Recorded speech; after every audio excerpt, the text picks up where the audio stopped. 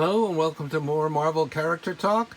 In honor of Black Widow movie finally coming to the theaters, I do a video on these Marvel fanfares from, I believe, 83. We'll see in a second. Number 10 and 11, and then I think the story continued for a couple more issues. These are some of the few Marvel fanfares that are worth a little bit to CGC. They're like a little over 100 something. Usually they sell for if they're 9.8s. So I don't know if these would be worth sending in because they're so picky, and if it comes out 9.6, you're screwed on resale. This is a nice cover here. Number 10.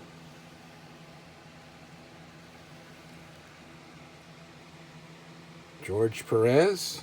We'll look at the back in a second. And then this one.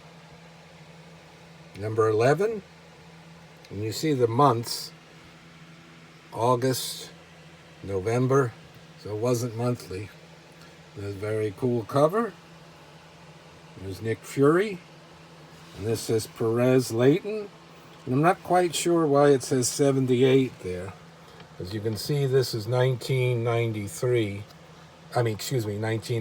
when these came out.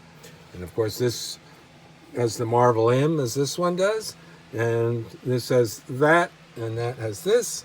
This doesn't have a cover corner logo, and something that annoyed me at the time and still annoys me to this day looking at it, Al Milgrom, who was the editor of this, decided to put a caricature of himself in there.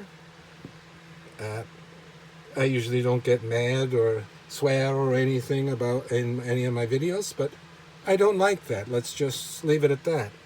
Kind of wrecks the cover for me. Let's take a closer look. George Perez always did a very detailed work, line work and so forth. He did the Avengers for Marvel, and he's well known for all his work for DC. Take a quick look at the back here, which of these were direct sales, so there are no newsstand copies. The PCR is Paul Craig Russell, I believe. Ink, and then I think in here there was a Tarzan type or Kazar, Tarzan-like character, Kazar Zabu story that was running in here. So a very nice artwork on the back. This, you can see I have 3 copies. This one I had 2. I used to buy back issues. Issues in multiples sometimes, thinking they'd be worth something in the future. And this is from 1983.